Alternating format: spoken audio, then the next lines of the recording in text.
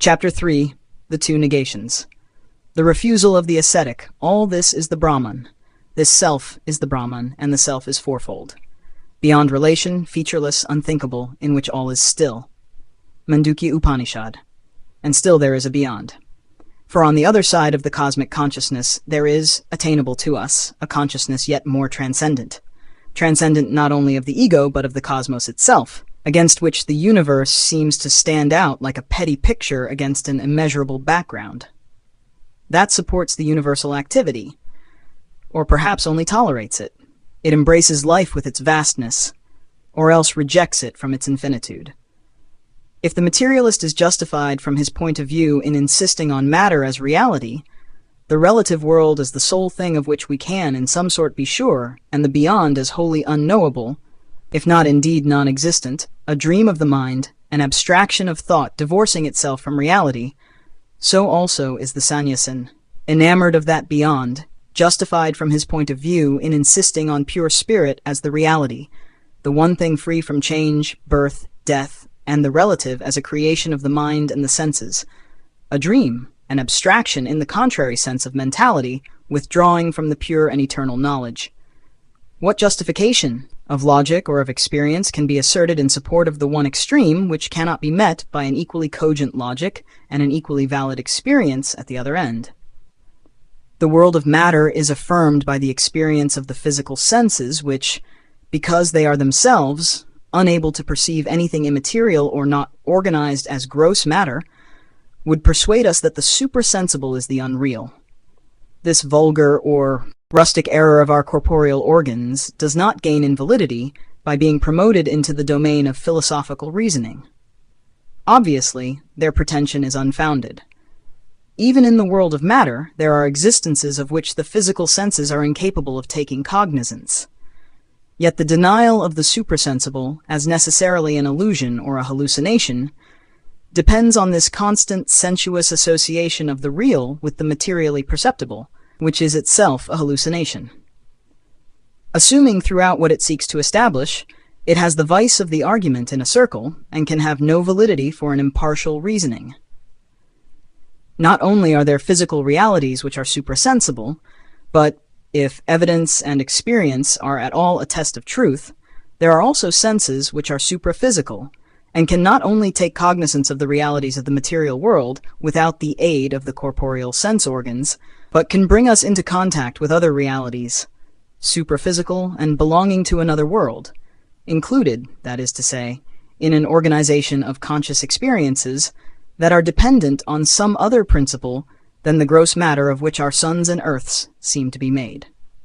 Constantly asserted by human experience and belief since the origins of thought, this truth, now that the necessity of an exclusive preoccupation with the secrets of the material world no longer exists, begins to be justified by newborn forms of scientific research.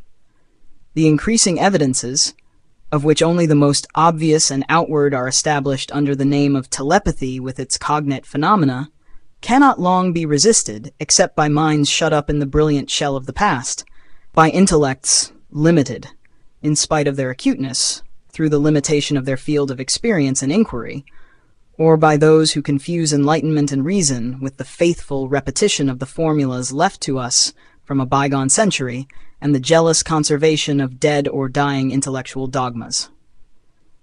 It is true that the glimpse of supraphysical realities acquired by methodical research has been imperfect and is yet ill-affirmed, for the methods used are still crude and defective. But these rediscovered subtle senses have at least been found to be true. Sukshma Indriya, subtle organs existing in the subtle body, Sukshma Deha, and the means of subtle vision and experience, Sukshma Drishti. Witnesses to physical facts beyond the range of the corporeal organs. There is no justification, then, for scouting them as false witnesses when they testify to superphysical facts beyond the domain of the material organization of consciousness. Like all evidence, like the evidence of the physical senses themselves, their testimony has to be controlled, scrutinized, and arranged by the reason, rightly translated and rightly related, and their field, laws and processes determined. But the truth of great ranges of experience whose objects exist in a more subtle substance and are perceived by more subtle instruments than those of gross physical matter claims in the end the same validity as the truth of the material universe. The worlds beyond exist. They have their universal rhythm, their grand lines and formations, their self-existent laws and mighty energies, their just and luminous means of knowledge. And here on our physical existence and in our physical body, they exercise their influences. Here also they organize their means of manifestation and commission their messengers and their witnesses. But the worlds are only frames for our experience, the senses only instruments of experience and conveniences. Consciousness is the great underlying fact, the universal witness for whom the world is a field, the senses instruments. To that witness, the worlds and their objects appeal for their reality, and for the one world or the many. For the physical equally with the supraphysical, we have no other evidence that they exist. It has been argued that this is no relation peculiar to the constitution of humanity and its outlook upon an objective world, but the very nature of existence itself. All phenomenal existence consists of an observing consciousness and an active objectivity, and the action cannot proceed without the witness, because the universe exists only in or for the consciousness that observes and has no independent reality. It has been argued in reply that the material universe enjoys an eternal self-existence. It was here before life and mind made their appearance. It will survive after they have disappeared, and no longer trouble with their transient strivings and limited thoughts the eternal and inconscient rhythm of the suns. The difference, so metaphysical in appearance, is yet of the utmost practical import, for it determines the whole outlook of man upon life, the goal that he shall assign for his efforts, and the field in which he shall circumscribe his energies. For it raises the question of the reality of cosmic existence, and more important still, the question of the value of human life. If we push the materialist conclusion far enough, we arrive at an insignificance and unreality in the life of the individual and the race, which leaves us, logically, the option between either a feverish effort of the individual to snatch what he may from a transient existence, to live his life, as it is said, or a dispassionate and objectless service of the race and the individual, knowing well that the latter is a transient fiction of the nervous mentality, and the former only a little more long-lived collective form of the same regular nervous spasm of matter. We work or enjoy under the impulsion of a material energy which deceives us with the brief delusion of life, or with the nobler delusion of an ethical aim and a mental consummation. Materialism, like spiritual monism, arrives at a Maya that is and yet is not. Is, for it is present and compelling, is not, for it is phenomenal and transitory in its works. At the other end, if we stress too much the unreality of the objective world, we arrive by a different road at similar but still more trenchant conclusions. The fictitious character of the individual ego, the unreality and purposelessness of human existence, the return into the non-being or the relationless absolute as the sole rational escape from the meaningless tangle of phenomenal life. And yet the question cannot be solved by logic, arguing on the data of our ordinary physical existence. For in those data, there is always a hiatus of experience which renders all argument inconclusive. We have, normally, neither any definitive experience of a cosmic mind or supermind not bound up with the life of the individual body, nor, on the other hand, any firm limit of experience which would justify us in supposing that our subjective self really depends upon the physical frame and can neither survive it nor enlarge itself beyond the individual body. Only by an extension of the field of our consciousness, or an unhoped-for increase in our instruments of knowledge, can the ancient quarrel be decided. The extension of our consciousness, to be satisfying, must necessarily be an inner enlargement from the individual into the cosmic existence. For the witness, if he exists, is not the individual embodied mind born in the world, but that cosmic consciousness embracing the universe and appearing as an immanent intelligence in all its works, to which either world subsists eternally and really as its own active existence, or else from which it is born and into which it disappears by an act of knowledge or by an act of conscious power. Not organized mind, but that which, calm and eternal, broods equally in the living earth and the living human body, and to which mind and senses are dispensable instruments, is the witness of cosmic existence and its Lord. The possibility of a cosmic consciousness in humanity is coming slowly to be admitted in modern psychology, like the possibility of more elastic instruments of knowledge, although still classified, even when its value and power are admitted as a hallucination. In the psychology of the East, it has always been recognized as a reality and the aim of our subjective progress. The essence of the passage over to this goal is the exceeding of the limits imposed on us by the ego sense, and at least a partaking, at most an identification, with the self-knowledge which broods secret in all life and in all that seems to us inanimate. Entering into that consciousness, we may continue to dwell, like it, upon universal existence. Then we become aware, for all our terms of consciousness and even our sensational experience begin to change, of matter as one existence, and of bodies as its formations, in which the one existence separates itself physically in the single body from itself in all others, and again by physical means establishes communication between these multitudinous points of its being. Mind we experience similarly, and life also, as the same existence, one in its multiplicity, separating and reuniting itself in each domain by means appropriate to that movement. And if we choose, we can proceed farther, and after passing through many linking stages, become aware of a supermind whose universal operation is the key to all lesser activities. Nor do we become merely conscious of this cosmic existence, but likewise conscious in it, receiving it in sensation, but also entering into it in awareness.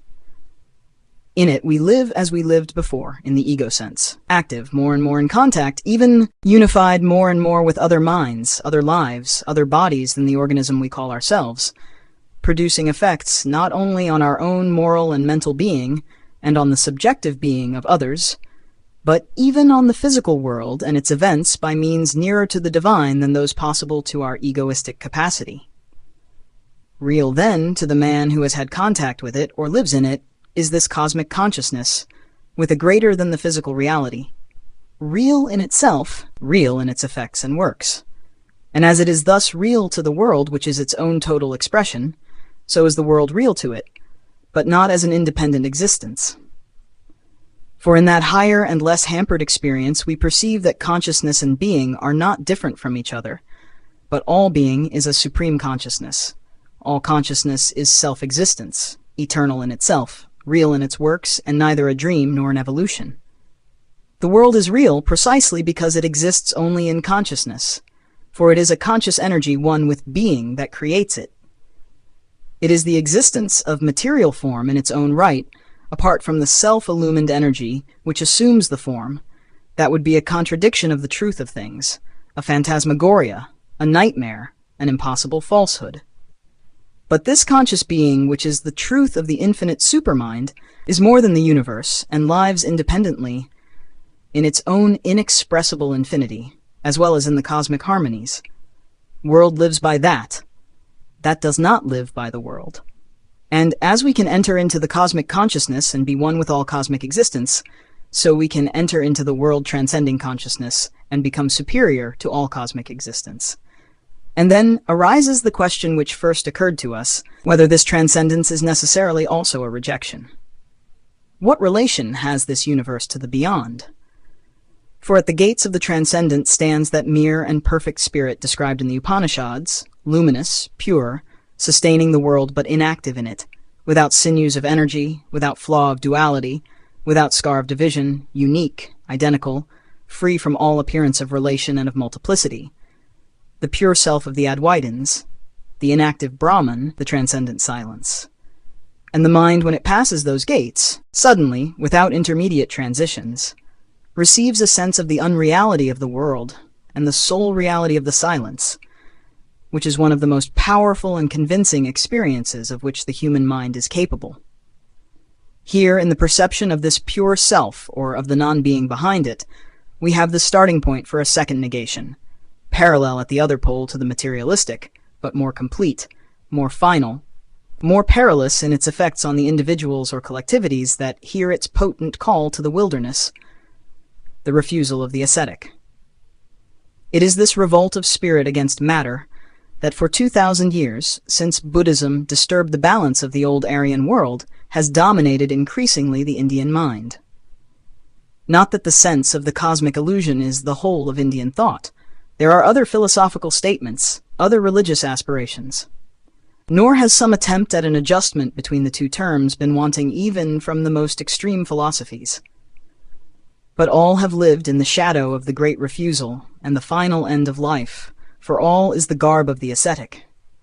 The general conception of existence has been permeated with the Buddhistic theory of the chain of karma and with the consequent antinomy of bondage and liberation. Bondage by birth, liberation by cessation from birth. Therefore, all voices are joined in one great consensus, that not in this world of the dualities can there be our kingdom of heaven, but beyond, whether in the joys of the eternal Vrindavan or the high beatitude of Brahmaloka, beyond all manifestations in some ineffable nirvana, or where all separate experience is lost in the featureless unity of the indefinable existence. And through many centuries a great army of shining witnesses, saints and teachers, names sacred to Indian memory and dominant in Indian imagination, have borne always the same witness and swelled always the same lofty and distant appeal. Renunciation, the sole path of knowledge; acceptation of physical life, the act of the ignorant; cessation from birth, the right use of human birth; the call of the spirit, the recoil from matter. One Goloka, the Vaishnava heaven of eternal beauty and bliss. 2. The highest state of pure existence, consciousness and beatitude attainable by the soul without complete extinction in the indefinable. Extinction, not necessarily of all being, but of being as we know it. Extinction of ego, desire, and egoistic action and mentality. For an age out of sympathy with the ascetic spirit, and throughout all the rest of the world, the hour of the anchorite may seem to have passed or to be passing. It is easy to attribute this great trend to the failing of vital energy in an ancient race tired out by its burden, its once vast share in the common advance, exhausted by its many-sided contribution to the sum of human effort and human knowledge. But we have seen that it corresponds to a truth of existence, a state of conscious realization, which stands at the very summit of our possibility. In practice also the ascetic spirit is an indispensable element in human perfection, and even its separate affirmation cannot be avoided so long as the race has not at the other end liberated its intellect and its vital habits from subjection to an always insistent animalism. We seek indeed a larger and completer affirmation. We perceive that in the Indian ascetic ideal the great Vedantic formula, one without a second, has not been read sufficiently in the light of that other formula equally imperative. All this is the Brahman. The passionate aspiration of man upward to the divine has not been sufficiently related to the descending movement of the divine leaning downward to embrace eternally its manifestation. Its meaning in matter has not been so well understood as its truth in the spirit. The reality which the sannyasin seeks has been grasped in its full height, but not, as by the ancient Vedantins, in its full extent and comprehensiveness. But in our completer affirmation we must not minimize the part of the pure spiritual impulse. As we have seen how greatly materialism has served the ends of the divine, so we must acknowledge the still greater service rendered by asceticism to life. We shall preserve the truths of material science and its real utilities in the final harmony, even if many, or even if all of its existing forms have to be broken or left aside. An even greater scruple of right preservation must guide us in our dealing with the legacy, however actually diminished or depreciated, of the Aryan past.